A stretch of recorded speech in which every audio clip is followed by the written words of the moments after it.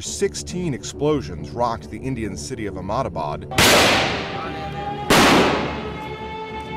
Mumbai, India was struck once again by terrorists. A series of explosions killed at least 21 people. An obscure Islamic group claimed responsibility in an email sent to television stations just before the bombs went off. But a very well-planned, coordinated effort by whatever terrorists.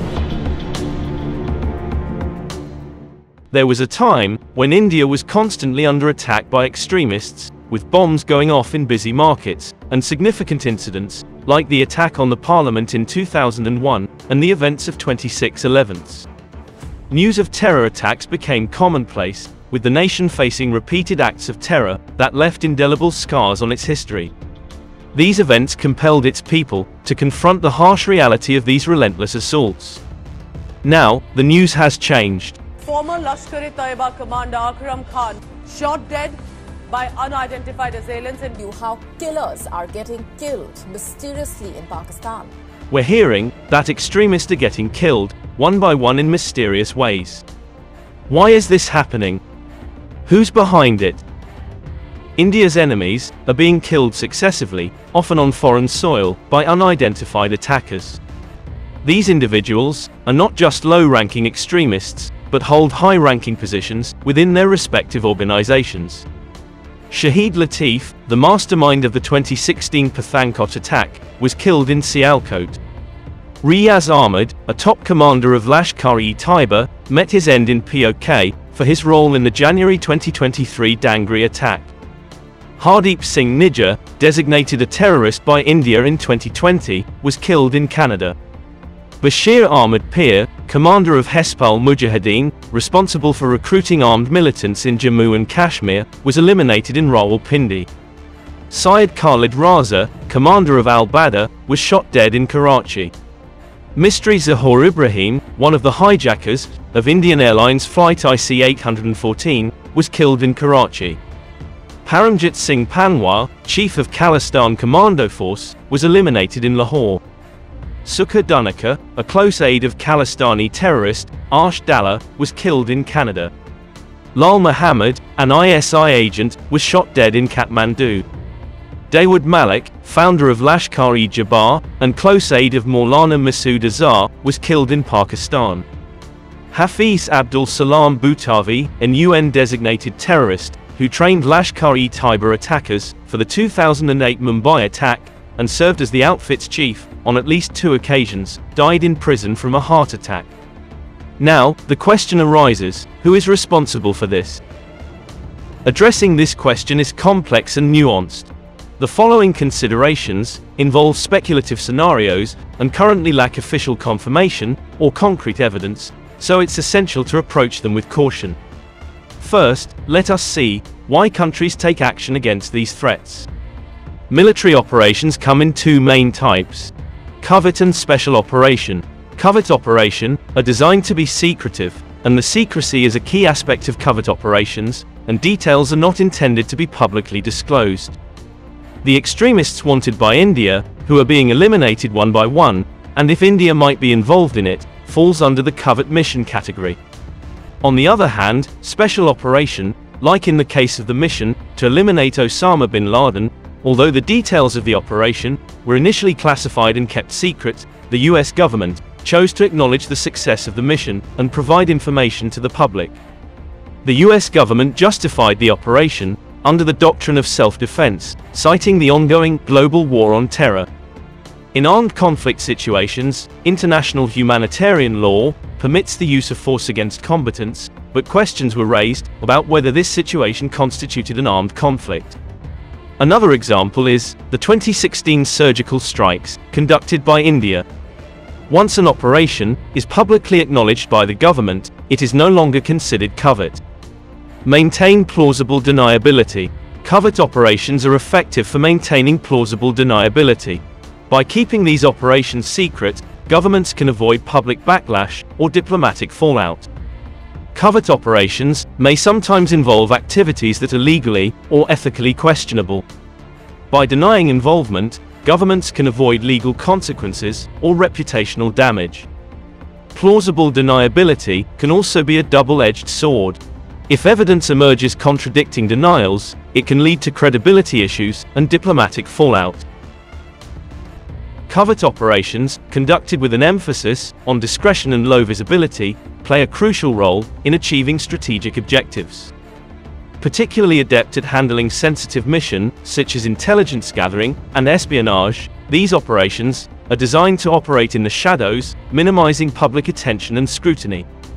One of their key advantages lies in their ability to reduce the risk of escalating tensions, offering a subtler alternative to more overt military actions. Furthermore, covert operations provide governments with a means of achieving goals without engaging in direct military confrontations, a desirable option when seeking to avoid open hostilities.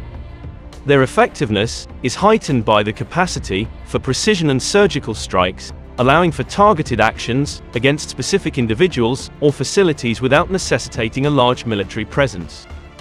This operational flexibility is crucial for adapting to changing circumstances, making covert operations a versatile tool in the diplomatic and military toolkit. Another significant aspect is the commitment to minimizing casualties, not only among operatives, but also among the target population. This approach stands in contrast to larger military operations, where the potential for collateral damage is often higher. Now let's see why India might not involved in killing these individuals. A report by The Intercept, citing secret documents from Pakistan's intelligence bureau, alleges that India hired death squads to assassinate Sikh and Kashmiri activists in Pakistan. Pakistani security officials believe India collaborates with local criminal and dissident networks for such activities. However, India's security establishment dismisses these reports, denying the existence of any death squads.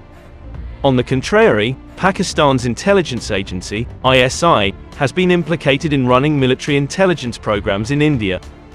In October 2014, former Pakistan President, General Pervez Musharraf, admitted that Pakistan supports individuals in Kashmir in their struggle against India.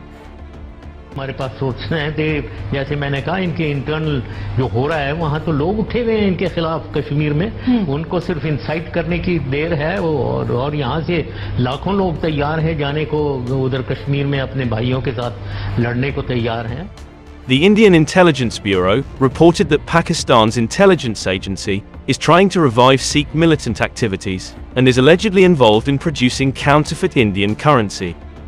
However, Pakistan's strategy of supplying arms and funds to separatists, militants, and jihadi groups in India to destabilize the country seems to backfire. Separatist movements in Balochistan and POK are gaining strength, and individuals associated with anti-India terrorism are facing mysterious deaths, possibly as part of ISI's efforts to address internal issues. The complex situation in Pakistan, marked by internal conflicts and power struggles, could be contributing to these developments. India's effective diplomacy, Pakistan's increasing international isolation, and its relations with Afghanistan also play a significant role in these dynamics. Disrupt Indo-US relation.